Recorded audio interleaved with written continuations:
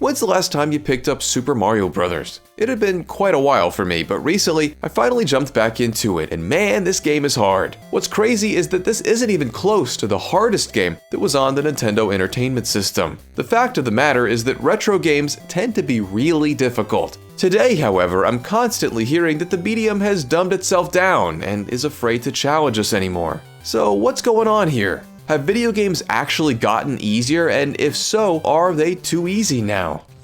Well, it's important to remember that the home console market was born out of arcades. Back in the good old days, you were inclined to spend your time with games that you didn't even own, only accessible through the insertion of a quarter or two. These were typically games predicated on setting a high score, as opposed to working your way through a finite narrative. This meant that death was inevitable. It was just a question of how long you could last before the Grim Reaper pulled your number. So the harder a game was, the quicker you'd insert another quarter, and the faster that the arcade would be able to pay its rent. If the game were easy, setting a high score wouldn't really mean much, and one play session would last too long. This mentality ultimately applied to pretty much every arcade game, even if it did have a definitive end. Have you ever played a rail shooter and gotten hit by some insanely cheap projectile that came out of nowhere? Yeah, that was not an accident.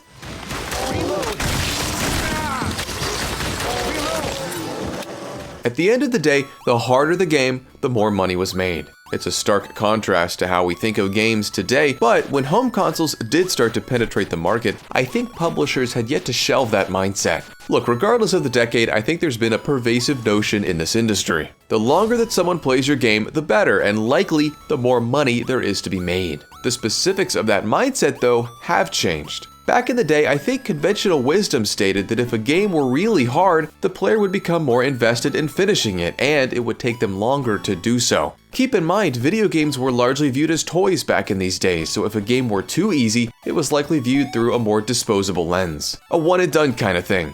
A hard game meant that you'd have to keep coming back to it, slowly improving over a longer period. A successful run of, say, Castlevania takes less than an hour, but to reach that level of proficiency could take months. Such investment fosters a deeper love of the game and a higher likelihood that you'll buy the sequel.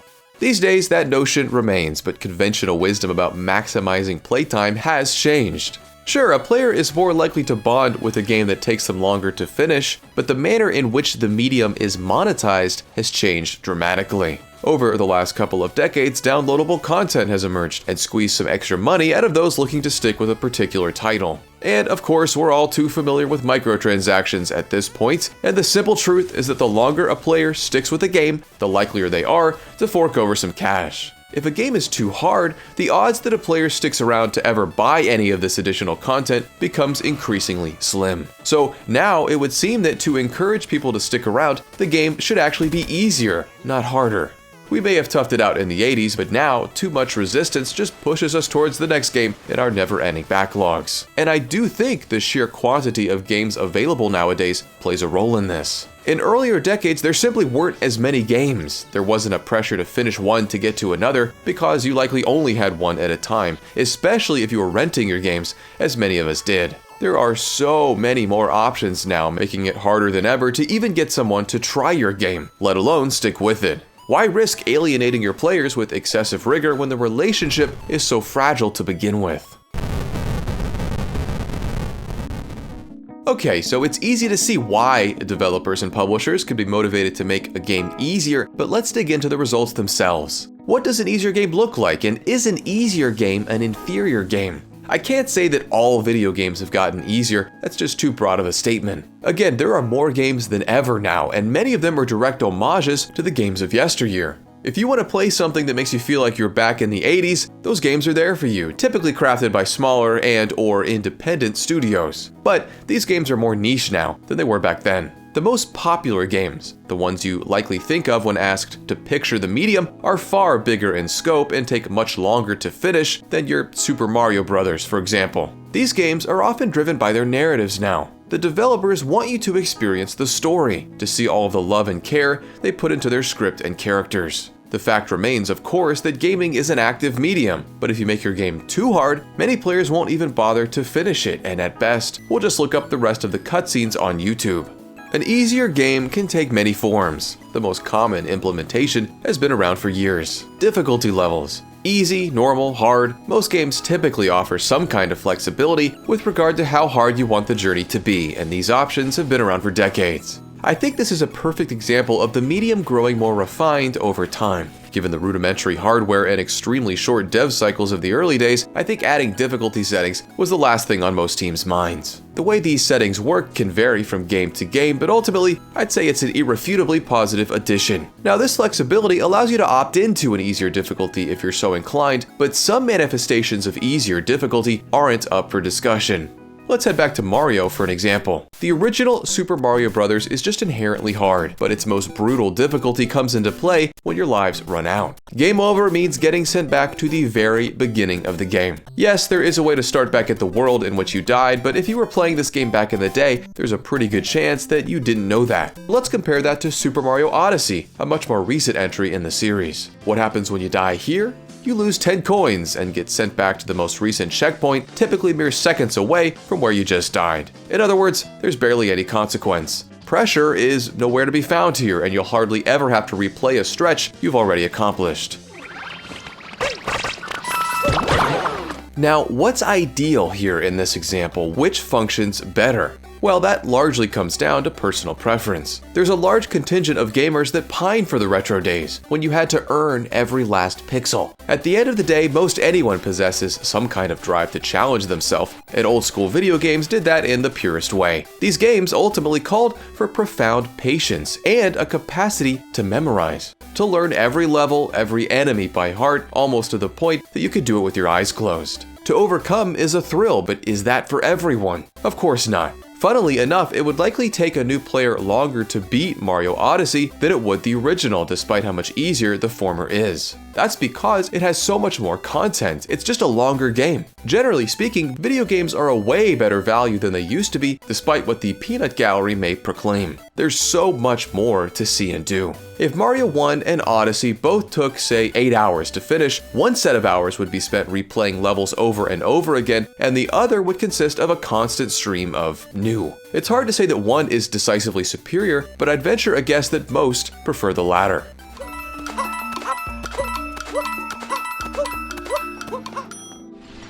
And yet, with the meteoric ascent of From Software over the last 15 years, we've seen a massive influx of games into the market that are seemingly predicated on brutal difficulty. Now, I actually think the difficulty of a lot of From's games is a little bit overstated, but there is no doubt that Dark Souls or Elden Ring, along with many other Souls-likes, are going to give you a run for your money. They're punishing, but there appear to be plenty of gluttons, as the Souls-like genre has become one of the most ubiquitous of the medium. This desire for a challenge extends far beyond just these games though. Just take a look at Hollow Knight and the recently released Silksong. Again, these games aren't brutally hard, but they are not for the faint of heart. There's a hunger for hard, but I think there's something that most, if not all of these games have in common. They let you go. If there's one thing that most gamers can agree upon, it's that games these days have a tendency to hold your hand. It's not uncommon to spend well over an hour trudging through tutorials in many of today's releases, which isn't particularly fun. Of course, video games are way more complex than they used to be, but it's hard not to feel like you're being handled with kid gloves sometimes. Elden Ring, for example, does not do that. Its tutorial is extremely brief, and you can just skip it entirely if you feel like you don't need it. Silksong quietly teaches a few skills as you warm up, and then you're on your own. These games exhibit a level of trust with the player that I think we all appreciate. It doesn't mean that you like Elden Ring or Silksong, but I think we appreciate feeling respected by the game and left to consume the experience as we see fit.